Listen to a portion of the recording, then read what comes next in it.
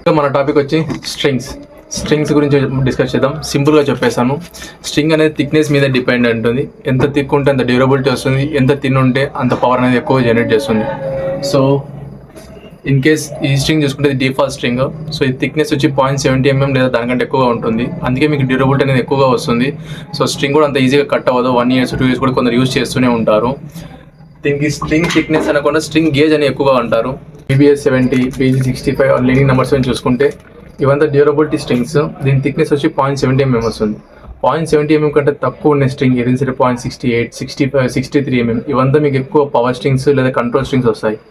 Power strings లేదా control strings మీకు ఏమంటే డ్యూరబిలిటీ అనేది చాలా తక్కువగా ఉంటుంది. 0.70 mm ఆల్మోస్ట్ మొత్తం డ్యూరబిలిటీ స్ట్రింగ్సే. అండ్ మీకు ఇందులో పవర్ అనేది అంతగా జనరేట్ చేయదు, కంట్రోల్ కూడా చాలా తక్కువగా ఉంటుంది. బట్ వేరేస్ పవర్ స్ట్రింగ్స్ అంటే మీకు 65 mm ఇదంతా ఎక్కువ పవర్ హిట్టింగ్స్ చాలా బాగుంటుంది.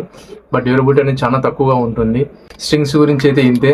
థిక్నెస్ బట్టి మీకు స్ట్రింగ్ డ్యూరబిలిటీ లేదా పవర్ అనేది డిపెండ్ అయి ఉంటుంది. సో దీనికి ఫుల్ లెంత్ వీడియో అనేది మీకు కింద లింక్ అనేది డిస్క్రిప్షన్ పెడతాను, చూడండి.